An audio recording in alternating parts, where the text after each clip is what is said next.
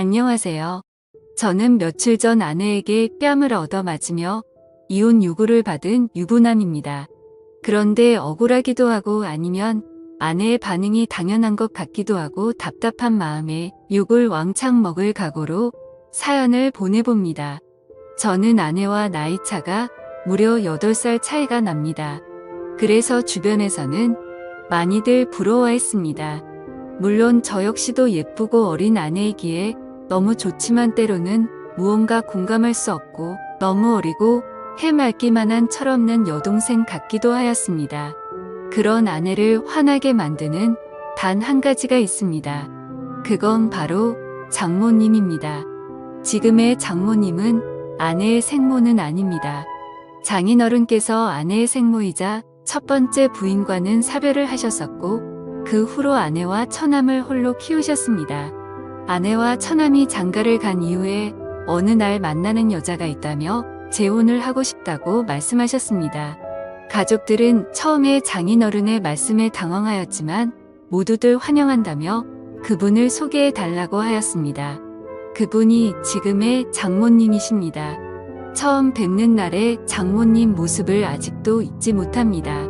장인어른보다 무려 15살이 어리고 저보다 고작 3살 많은 누나였습니다.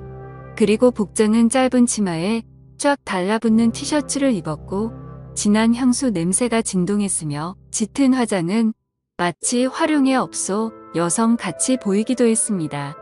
소개하는 자리보다는 나이트나 클럽이 더 잘 어울릴 것 같은 모습이었습니다. 식사와 함께 대화가 오고 갔지만 다들 반응은 냉담했습니다. 아내도 처남도 이거는 아니라면서 절대 반대를 하였고 저나 처남댁은 별말 없이 암묵적 동의만 하였습니다. 장인어른은 그분의 겉모습과 달리 속은 여리고 착하다며 이해해달라고 하셨습니다. 평생을 너희의 인생을 위해서 살았는데 남은 장인어른의 인생도 지켜달라고 하셨습니다. 한동안 불화가 있었지만 결국 장인어른 뜻대로 재혼을 하시게 되었습니다. 너무나 젊은 새 엄마 새 장모님에 대한 호칭도 부자연스럽고 어색했지만 그래도 장인어른이 행복해 하셨기에 모두들 노력하였습니다. 그렇게 행복할 것만 같은 시간은 길지 않았습니다. 2년쯤 지나서 장인어른은 암에 걸리셨고 몇 번의 수술과 항암 치료를 하였지만 약 1년의 투병 생활 끝에 결국 돌아가시고 말았습니다. 아내는 젊은 장모님이 장인어른의 나이나 건강 상태를 고려하지 않은 채 무리하게 여행도 다니고 밤늦게 데이트도 다니고 술도 같이 많이 마시면서 일찍 돌아가시게 된 거라며 원방하였습니다. 제가 봐도 장인어른께서 12년 사이에 많이 수척해지신 것 같았습니다. 그러니 아내는 더욱 장모님을 원망하였고 장인어른이 계실 때에도 가족들과 장모님 사이에는 분명 안 보이는 벽이 있었습니다. 결국 모든 가족들의 원망과 화살은 장모님께 쏠렸습니다. 장인어른은 이렇게 될 것을 미리 예상하셨던 것 같습니다. 어느 날 평소와 다름없이 낮에 시간이 나서 병원에 들렀습니다. 병원비를 결제하고 병실에 올라갔더니 장인어른 혼자 계셨고 조용히 할 말이 있다며 바람 쐬러 나가자고 하셨습니다. 맞서이었던 저는 그 전에 장인어른과 소주 한 잔씩 하면서 말동무를 해드리고 하였습니다. 많이 답답하고 힘드시지 하면서 장인어른께 말씀을 드렸습니다. 한참을 고민하시면서 혹시라도 자기가 죽게 된다면 아주 가끔이라도 장모 찾아뵙고 안부라도 물어주면 안 되려고 하시는 것이었습니다. 그러시면서 장모도 많이 외로운 사람이라며 부탁한다고 하셨습니다. 저는 마지막 당부 같은 걸 하시는 장인어른께 빨리 쾌차하셔서 집으로 가시면 장모님께도 더 잘하고 처갓집에 더 자주 찾아뵙겠다고 하였습니다. 자네만 믿는다며 저한테 여러 번 부탁을 하셨습니다. 그 뒤로 장례가 끝나고 어느 정도 시간이 지날 때쯤 장모님께 전화를 드렸습니다. 집에 그냥 계신다고 하셨습니다. 퇴근하고 과일 및 고기 등 이것저것 사서 처갓집에 들렀습니다. 아내 보고 같이 가자고 하면 불같이 화를 내며 안 갈 것이 뻔하기에 퇴근길에 혼자 갔습니다. 장모님께서 말을 안 한 지 사람을 안 만난 지 며칠이 지났는지 모르겠다며 반갑다고 하셨습니다. 장모님도 많이 수척해지시고 예전과 달리 얼굴에 그늘이 가득했습니다. 장모님의 이런저런 넋두리와 저녁 식사를 마치고 다음에 또 오겠다고 인사를 드린 후 나왔습니다. 배우자 중 누가 먼저 돌아가시면 3년은 많이 힘들단 얘기를 들은 적이 있습니다. 그래서인지 더 고맙다고 자주 놀러오라고 하시는 모습에 마음이 아팠습니다. 그날 이후 3일에 한 번씩은 꼬박꼬박 전화를 드려서 집에만 계시지 말고 친구도 만나시고 나들이도 다니시라고 말씀드렸습니다. 살 곳도 만날 사람도 없다며 그냥 집이 좋다고 하셨습니다. 그래서 정말 외출하고 싶으신데 가실 곳이 없으시면 점심때 회사 근처로 오셔서 전화 달라고 하였습니다. 언제든지 나가서 맛있는 점심 사드리겠다고 하였죠. 그 후로 가끔 오셔서 점심도 같이 먹고 카페도 가서 대화를 하였습니다. 어느 날 아내가 이런 사실을 알게 되었고 저한테 불같이 화를 내었습니다. 그래서 장인어른 부탁부터 있었던 사실을 전부 이야기해 주었습니다. 아내는 장인어른의 부탁을 무시하지 않고 들어준 것은 고맙지만 앞으로 장모님과 개인적인 연락은 하지 않았으면 좋겠다고 하였습니다.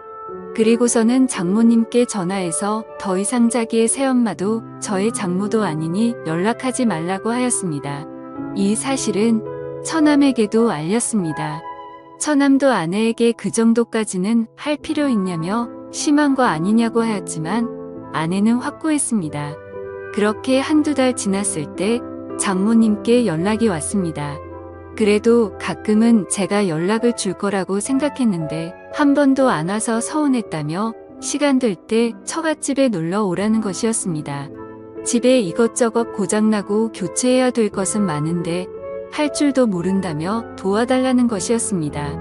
그래서 이번 주말에 한번 찾아뵙겠다고 말씀을 드리고 아내에게는 주말에 회사 상사분들이랑 골프 약속이 있다고 거짓말을 하고 처갓집으로 갔습니다.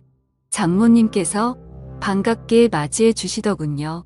저는 가자마자 수도, 전구, 벽지, 보수, 문고리 등 수리 및 교체를 시작했습니다. 딴 건 몰라도 제가 뭐 고치는 손재주는 좀 있는 편이었거든요. 그 집도 아내가 어릴 때부터 살던 집이다 보니 이래저래 오래돼서 고장난 것들이 많았습니다. 점심때가 훌쩍 지나서야 모든 것이 끝났고 늦은 점심을 먹게 되었습니다. 장모님께서는 고생 많았다며 맛있는 음식과 막걸리를 주셨습니다. 한 잔, 두 잔 주시는 대로 마시다 보니 조금 취하게 되었고 소파에 쉬다가 잠이 들었습니다. 한참을 자다가 깨어보니 시간은 이미 많이 늦었고 아내에게 술자리가 길어져서 상사분들과 다 같이 2차로 가게 되었다며 내일 들어갈 것 같다고 문자를 남겼습니다. 그러고는 다시 거실 소파에서 잠을 잤습니다. 잠을 자고 있는데 무언가 소리가 들렸고 장모님 혼자서 술을 드시고 계셨습니다. 저도 옆에 앉아서 한두 잔 거들면서 장모님 말씀을 들어드리다 결국 만취하게 되었었죠. 저도 지금 생각하면 참 후회되지만 그날 술에 취해서였던 건지 실수를 저지르고 말았습니다. 그 사건 이후 장모님은 기탈 없이 그냥 즐기면 되는 거라고 하시면서 더 노골적으로 만남을 요구하셨습니다. 계속 거절을 하였지만 회사까지 찾아오셨습니다. 몇 번이고 다음에 찾아뵙겠다며 택시를 태워서 보내드렸지만 또 오셨습니다. 결국 처갓집을 가게 되었고 그렇게 만남을 가지게 되었습니다. 그런데 꼬리가 길면 잡히던데 행동이 수상해서 핸드폰을 뒤져보고 안 것인지 아내가 어떻게 안 것인지 모든 사실을 다 알게 되었습니다. 아내는 제가 처갓집에 있을 때 쳐들어왔고 장모와 머리채를 잡고 싸웠습니다. 제가 힘겹게 그 둘을 떼어놓고 아내를 차에 태워서 저희 집으로 왔습니다.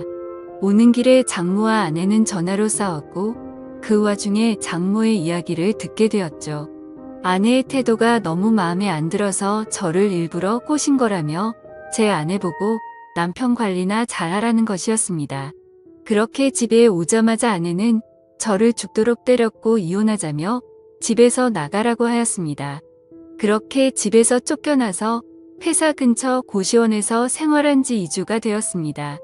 한 번의 실수에서 멈추지 못한 점, 계속되는 만남의 요구를 거절하지 못한 점, 만남을 가진 점, 아내의 신뢰와 믿음을 저버린 점 등 제 잘못이 많은 것을 잘 알고 있습니다.